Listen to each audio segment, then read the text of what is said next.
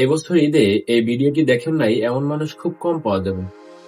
একটা হার্শ রিয়েলিটি হলো পুরুষ মানুষ কখনো আনকন্ডিশনাল লাভ পায় না। ঈদ আসছে, বাবা মা ভাই বোন আত্মীয় স্বজন সবার নাম লিস্টে থাকবে, কিন্তু দিন শেষে দেখবেন যে আপনার নামটাই হয়তো ওই লিস্টে নেই। মনোবিজ্ঞানে একটা কথা আছে, মেল ডিসপোজাবিলিটি। ইতিহাস জুড়ে সমাজ পুরুষ মানুষকে দেখেছে একজন প্রোভাইডার হিসেবে।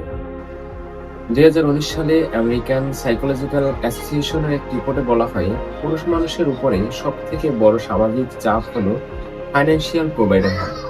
তাই বাবা হয়তো তার নিজের শখ চাপা দেয়, ভাই তার নিজের শখ চাপা দেয়, তারা নিজেদের জন্য কখনো কিছু চিন্তা করে না।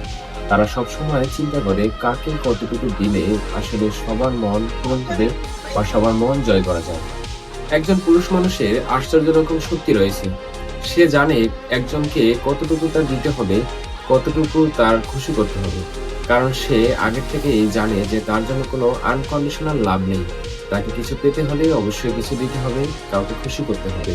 শেয়ার দিস ভিডিও যদি আপনিও একজন রেসপন্সিবল পুরুষ হয়ে থাকেন, আপনিও এরকমের আনকন্ডিশনাল লাভ পাওয়ার জন্য দায়িত্ব নিয়ে থাকেন।